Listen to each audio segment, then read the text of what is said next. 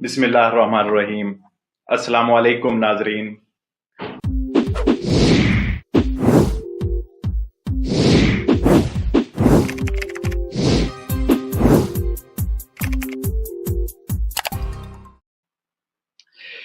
अच्छा जी, चलते हैं अगले सेशन की तरफ और देखते हैं बैरून मुल्क सफर करने वालों के लिए क्या अपडेट्स हैं इस नए कोरोना डीपीसीएम के हवाले से।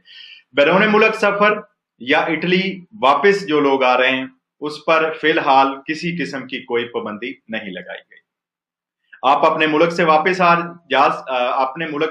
आ सकते हैं, अपने मुल्क वापस जा सकते हैं, लेकिन यूरोप के तकरीबन बहुत सारे मुल्क लिखे थे, मैंने नाम नहीं लिखे क्योंकि वो मैक्सिमम मुल्क उसमें आ रहे थे, लेकिन मैं आपको बताता चलूं कि यूरोप के मैक्सिमम मुल्कों के लिए आप जा सकते हैं, सैर के लिए भी, किसी काम के लिए भी, लेकिन जिस मुल्क में आप जा रहे हैं वहां से आपको फोन करके पता करना होगा कि वो कितने घंटे का पहले स्टे मांग रहे हैं, बल्कि जहां से आप टिकट लेंगे वो भी बता देंगे कि अगर आप फ्रांस जा रहे हैं, जर्मनी जा रहे हैं तो कितने घंटे पहले आपको तम्पोने करवाना होगा और उसके इन घंटों के दरमियान आप सफर कर सकेंगे।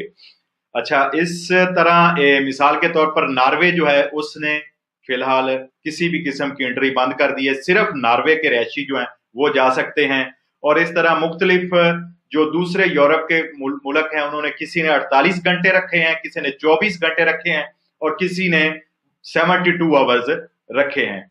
तो इनके दरमियान आप तम्पोने कराकर किसी भी यूरोप के मुल्क में जा सकते हैं।